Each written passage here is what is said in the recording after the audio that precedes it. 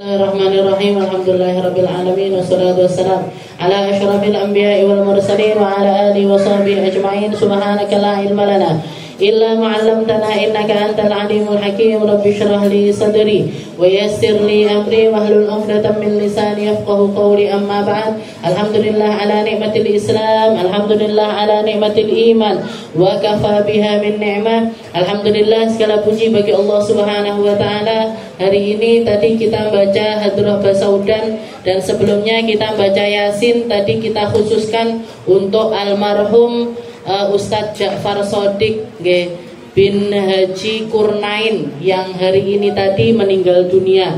Salah satu murid dari Dalwa, salah satu muridnya Abuya Hasan bin Ahmad Baharun. Jadi beliau juga biasanya bagian ngetes anak-anak pondok yang mau mondok ke Dalwa, yang laki biasanya dites sama beliau di rumahnya beliau, dan yang perempuan biasanya dites di rumah ini sama kita. Jadi kita tadi doakan dan juga kita semuanya mendoakan sekarang mugi-mugi sama Allah Ta'ala diampuni semua dosa-dosanya, diangkat derajatnya setinggi-tingginya, dibalas dengan balasan yang terindah oleh Allah Ta'ala, karena sesungguhnya kematian itu hadiah terindah bagi seorang hamba beriman. Orang kalau punya iman, Allah Ta'ala mengatakan di dalam Al-Quran, qad aflahal mu'minun. Orang kalau sudah iman itu langsung otomatis dia itu sukses.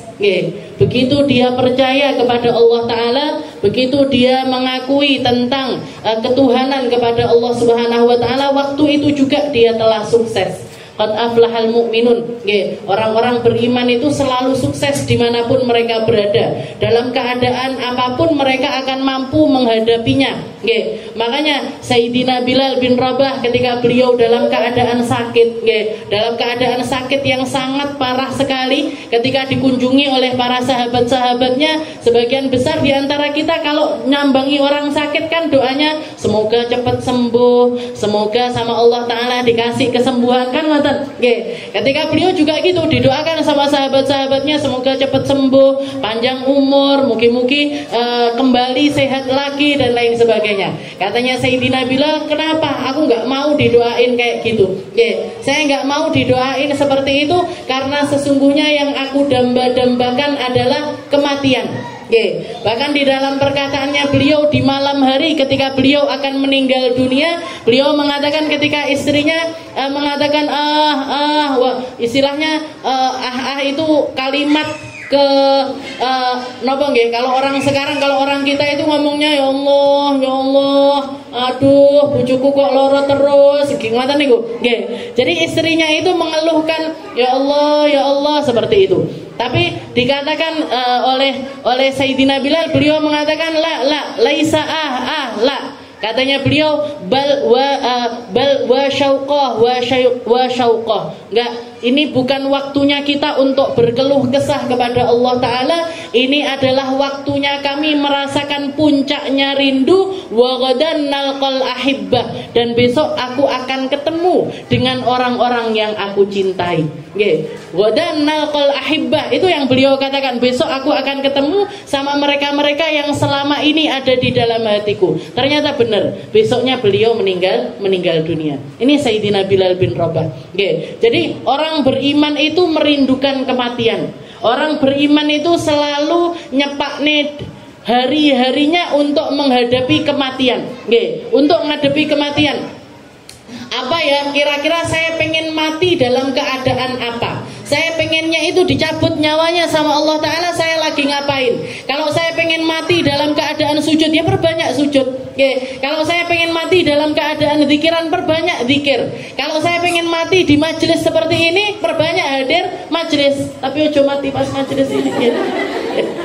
Jangan mati sekarang, Bu.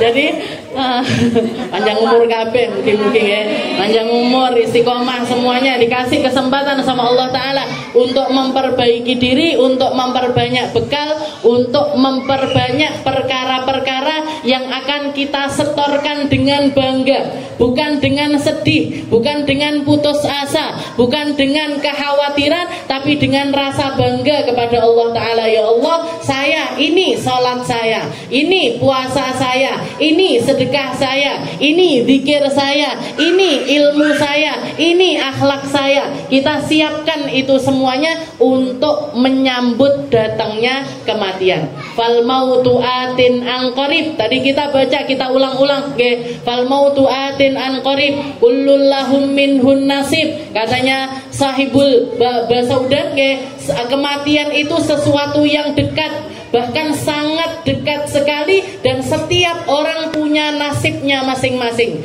punya jatahnya masing-masing. Ndak kudu tuwek, nggih, ndak kudu loro, ndak kudu ngenteni duwe omah, nggih, sing neng kontrakan meninggal ya akeh, nggih.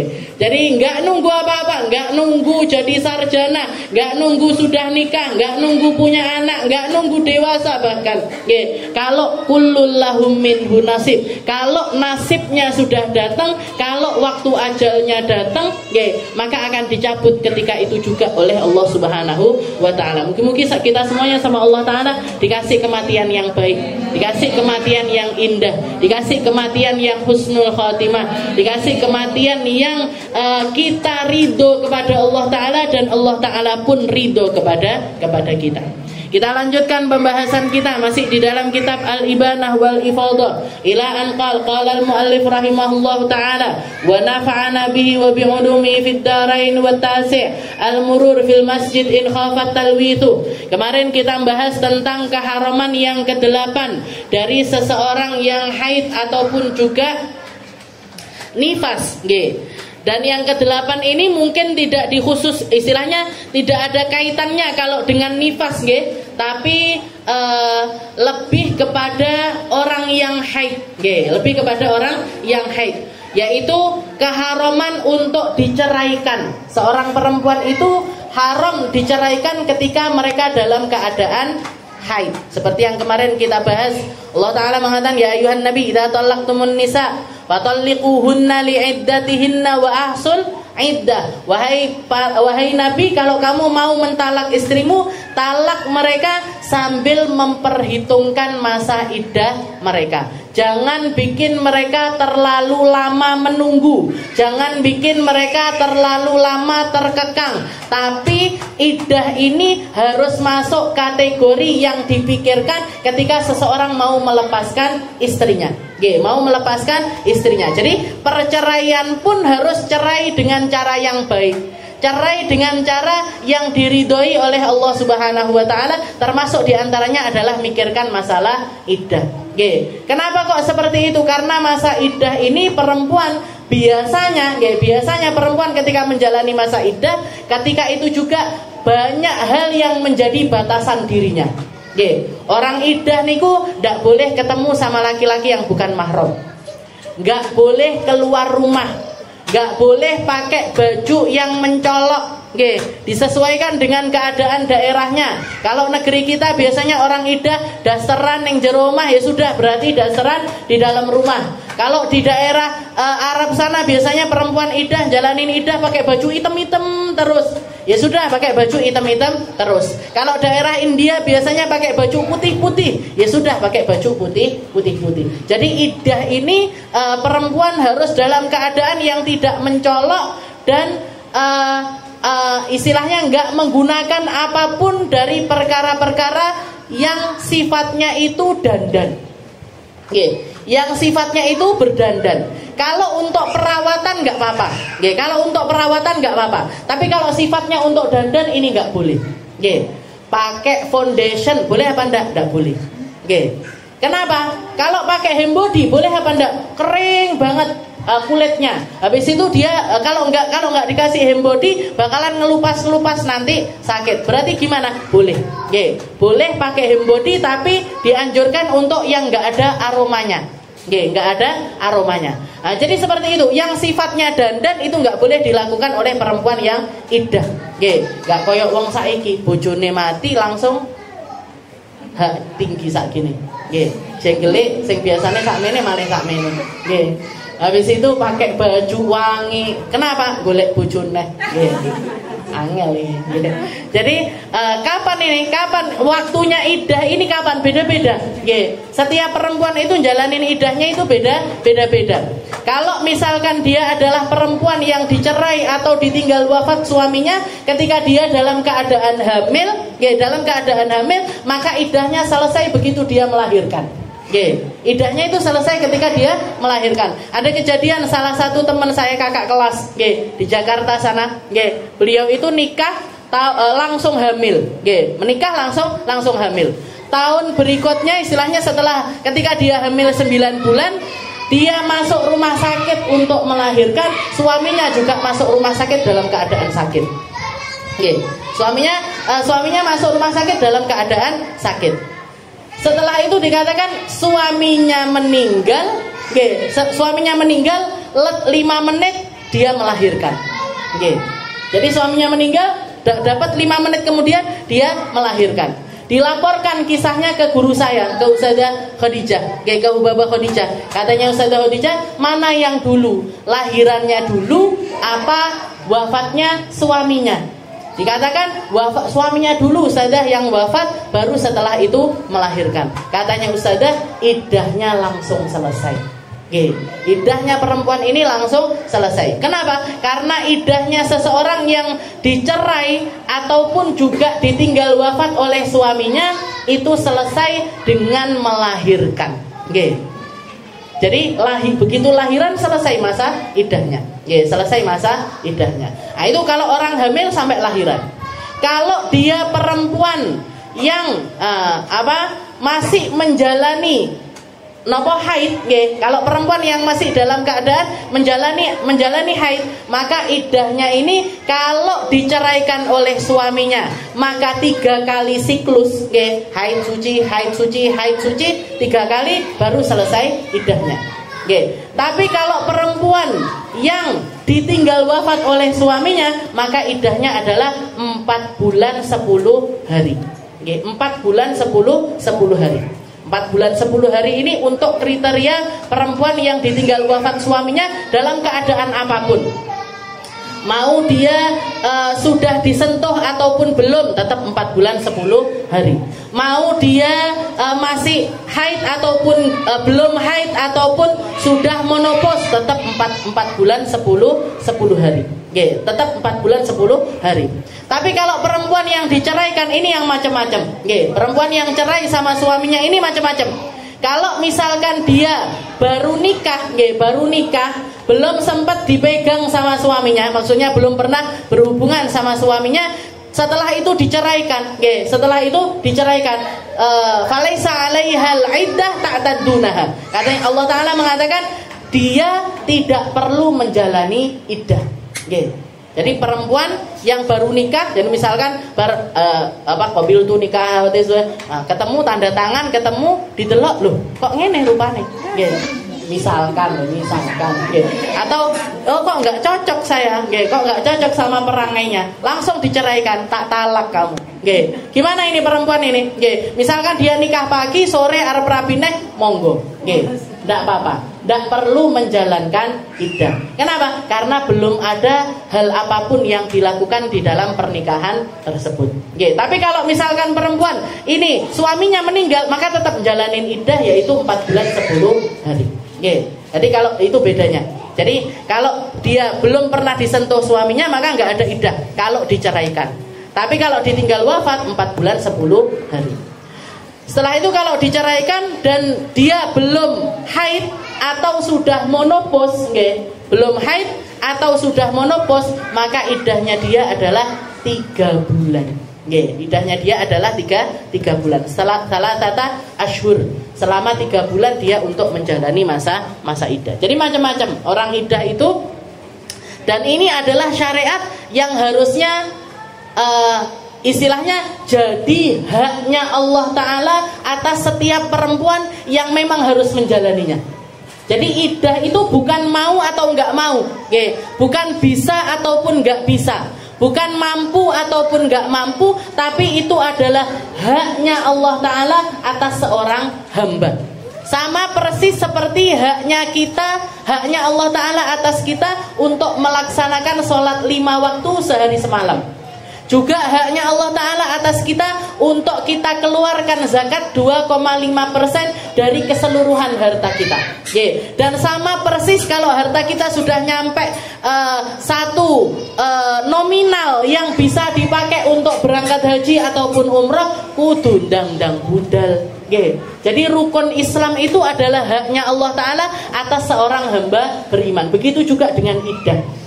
Jadi iddah itu bukan taren dhisik. Iso apa ndak yo? Iso apa ndak? Bukan. Tapi jalani dulu. Jalani dulu. Kok ternyata memang mentok nggak bisa jalanin iddah, maka silahkan ambil yang bisa, lepaskan yang nggak bisa.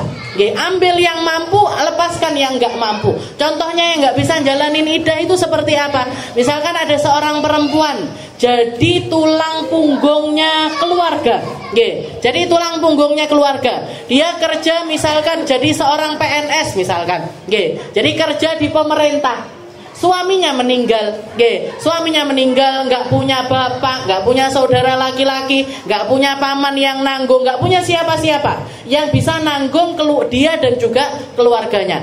Dan kalau dia jalanin masa iddah sampai 4 bulan, sampai 3 bulan, dipecat karo perusahaan. Dipecat sama perusahaan. Gimana ini? Saya nggak bisa jalanin iddah. Awalnya Pak, diusahakan dulu. Diusahakan dulu, dirasa-rasa nih. Misalkan izinnya dari kantor cuman keluar seminggu. Seminggu. Ya sudah, seminggu itu jalanin iddah.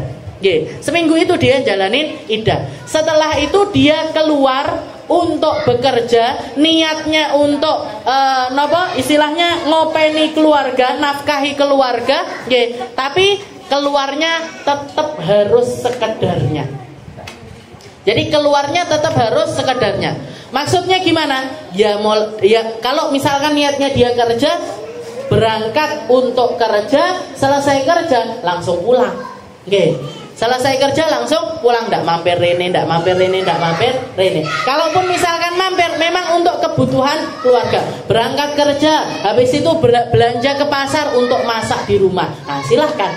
Ngeterni anak sekolah, sekedarnya. Setelah itu juga dandanannya pun juga harus disesuaikan. Dandanannya kalau misalkan bisa minta izin sama kantornya, saya tak pakai baju hitam-hitam ya, boleh apa enggak?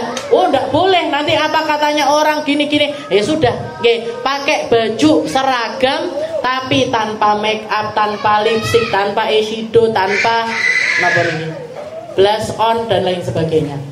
Tampil sesederhana mungkin. Diomongne wong tipes piye ndak popo.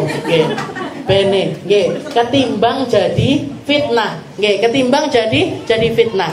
Karena orang ketika melepas masa dari yang pertamanya punya suami, setelah itu nggak punya suami, itu mesti jadi sorotannya orang.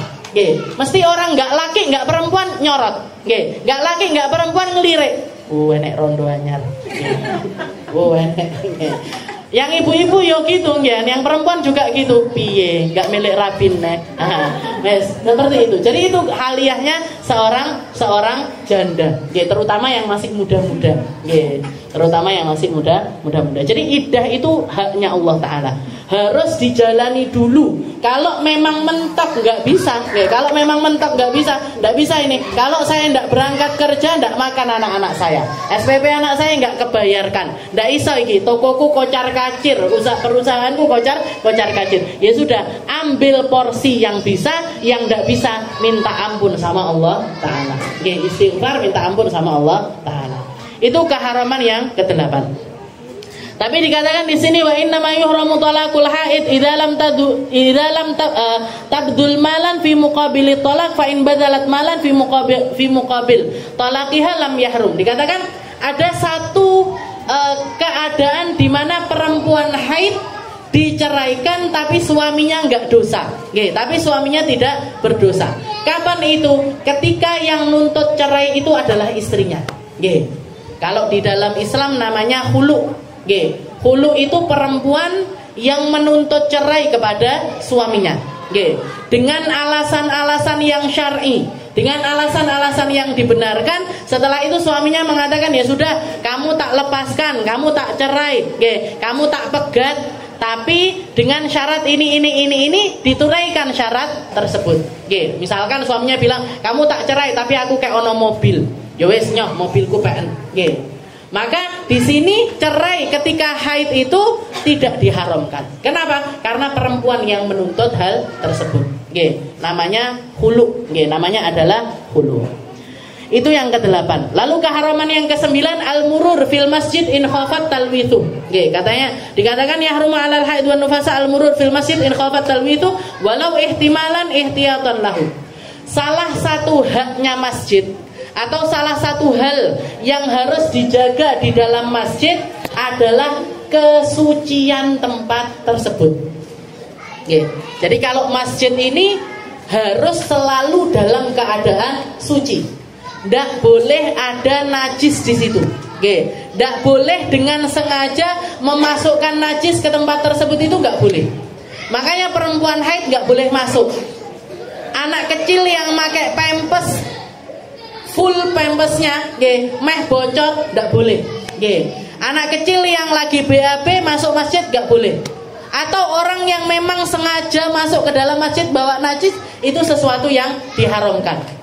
Jadi haram memasukkan sesuatu apapun yang sifatnya itu mengotori masjid. Termasuk diantaranya yang paling spesifik adalah tentang bab haid dan juga nifas. Orang kalau lagi berdarah, haram hukumnya duduk di dalam masjid. Tapi boleh untuk sekedar murur. Boleh untuk sekedar murur. Murur ini masuk dari satu pintu, keluar dari pintu yang lainnya. Dengan syarat apa? Dengan syarat satu, dia bisa memastikan tidak ada kebocoran. Bisa dipastikan tetap bisa menjaga kesuciannya masjid. Kalau misalkan ada perempuan haidnya pas banter-banter, dia diajak ke masjid, misalkan diajak ziarah masjid, atau biasanya kita ziarah wali-wali. Ziarah wali-wali itu ada beberapa makomnya wali yang tempatnya itu di dalam masjid, gitu. Kayak di Gresik tempatnya Habib Abu Bakar, niku makomnya di dalam masjid. Juga Sunan siapa? Sunan Ampel, gitu. Boten. Sunan Ampel enggak di dalam masjid, gitu. Jadi yang ada kubahnya yang ada di dalam masjid ini kita kadung melok ziarah. Ternyata kita lagi haid. Gimana ini? Boleh apa enggak kita masuk ke area pemakaman? Kalau sekedar murur saja, kalau sekedar murur masuk dari satu pintu, sekedar ngelihat, oh ini makomnya, dongo pun sekedarnya, Allahumma ghafir lahu warhamhu wa'afi wa'fu anhu. Setelah itu keluar lagi, setelah itu dia keluar lagi dan bisa dipastikan ndak bocor, ndak bakalan tembus, maka ini boleh. Mururnya itu tadi hukumnya adalah boleh. Tapi untuk diam duduk di situ nggak boleh. Wong-wong melok yasinan oleh apa ndak boleh. Kenapa? Karena kita sedang haid. Jadi keharamannya haid itu kalau kita duduk berdiam. Tapi kalau murur, wis kadung atuh-atuh kok kene mosok ndak ndelok makome. Ya sudah, kalau memang lagi halangan, masuk ngelihat masuk dari pintunya, jalan sambil berdoa tanpa duduk, tanpa diem duduk di situ, setelah itu langsung keluar lagi. Nunggu di luar, orang-orang yasinan tahlilan, kita nunggu di luar. Jadi perempuan yang haid nunggunya di luar, nggak boleh masuk ke dalam masjid. Jadi duduk tidak boleh. Tapi kalau murur masih boleh dengan syarat dia mampu menjaga kesucian dirinya. Jadi tidak akan bocor apa yang keluar dari kemaluannya perempuan tersebut. Kalau yukhsha talwithuhu, maka haram hukumnya. Jadi kalau ditakutkan bakalan bocor, maka haram hukumnya untuk masuk ke dalam masjid, meskipun cuma untuk murur saja. Itu yang ke-9. Sekarang yang ke-10 yaitu mubasyaratu ma baina surrah war rukbah. Yang ke-10, keharaman ke-10 adalah perempuan ketika haid haram didatangi oleh suaminya. Tidak boleh digauli oleh suaminya. Itu yang ke-10. Dan perempuan harus jujur. Kapan suci, kapan haid. Nggih. Jadi ketika suci ndang ngomong, ketika haid juga harus ngomong. Biar apa? Biar enggak terjadi keharaman di dalam hal tersebut. Itu yang ke-10. Dan yang terakhir at-thaharah biniyati ta'abbud. Nggih, keharaman yang ke-10 bagi perempuan haid nifas adalah thaharah dengan niat ta'abbud. Nggih, dengan niat beribadah. Bersesuci dengan niat ibadah. Ini yang haram. Kalau bersesuci tidak untuk ibadah enggak haram. Kayak gimana misalkan saya setiap kali mau tidur itu mesti wudu. Nggih. Setiap kali mau tidur dia wudu. Dan itu otomatis. Nggih. Jadi pipis mau tidur itu pipis, sikat gigi, habis itu wudu. Nggih. Basuh muka, basuh tangan, kepala, kaki. Nggih. Habis itu baru sadar, loh aku kan lagi haid. Gimana ini toharohnya ini tadi gimana hukumnya? Tidak apa-apa. Nggih. Karena dia toharoh tapi tidak untuk beribadah. Nggih, tapi tidak untuk beribadah. Yang haram itu apa? Kalau dia tahu dirinya sedang haid tapi melakukan satu bentuk toharoh, niatnya untuk ibadah. Nggih, niatnya untuk ibadah. Saya lagi haid, nggih, saya lagi haid. Tapi mumpung neng Mekah, nggih. Tapi mumpung di Mekah, orang-orang tawaf sa'i, masa saya tidak tawaf sa'i? Akhirnya dia memutuskan untuk mandi besar, nggih. Setelah itu kemaluannya disumpeli, wudu, berangkat tawaf sa'i, nggih, berangkat tawaf sa'i. Gimana ini hukumnya? Wudunya haram, mandinya haram, masuknya ke Masjidil Haram haram, nggih, tawafnya haram, sa'i nggih haram. Kenapa? Karena dia dalam keadaan dilarang untuk bahkan sekedar toharoh saja hukumnya adalah haram. Apalagi ibadahnya. Nggih. Jadi toharoh biniyati ta'abbud, toharoh untuk kemudian beribadah itu yang haram. Tapi kalau kita toharoh saja tidak untuk beribadah, hukumnya nggak apa-apa. Setiap kita mandi, pagi mandi, sore mandi, niatin apa yo? Ben seger-seger, atau saya mau berangkat ke majelis, saya mandi, saya mau sholat id, bukan sholat id haid kan nggak boleh sholat id. Tapi ketika hari raya id itu disunahkan untuk mandi, disunahkan untuk mandi. Maka kita niat mandi sunnah, bukan niat mandi untuk melaksanakan sholat id. Maka hukumnya nggak apa-apa. Jadi tergantung sama apa yang akan kita lakukan setelah toharoh tersebut. Kalau yang setelah kita lakukan ini adalah ibadah, maka mulai dari toharohnya sudah haram. Tapi kalau kita hanya melakukan toharoh saja, bukan untuk ibadah, atau bentuknya aja yang seperti toharoh, tapi nggak niat toharoh, nggak niat mandi suci, maka hukumnya tidak haram. Lagi haid, darahnya masih banyak, mandi besar. Nawaitul ghusla li raf'il hadatsil akbar. Saya niat mandi suci dari haid, padahal darahnya masih keluar deres.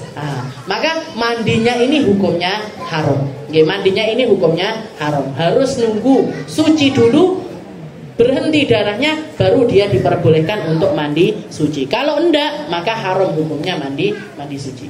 Nah ini 11 macam perkara yang diharamkan bagi perempuan haid dan juga nifas. Haid, nifas, sholat, tawaf, megang Quran, bawa Al-Quran, membaca Al-Quran, murur di masjid, berdiam diri di dalam masjid, ditalak, setelah itu juga melakukan hubungan suami istri, dan yang terakhir adalah at-thaharah biniyatit ta'abbud. Jadi thaharah dengan niatan untuk beribadah. Kalau thaharah niatnya tidak untuk ibadah, maka hukumnya tetap boleh-boleh saja.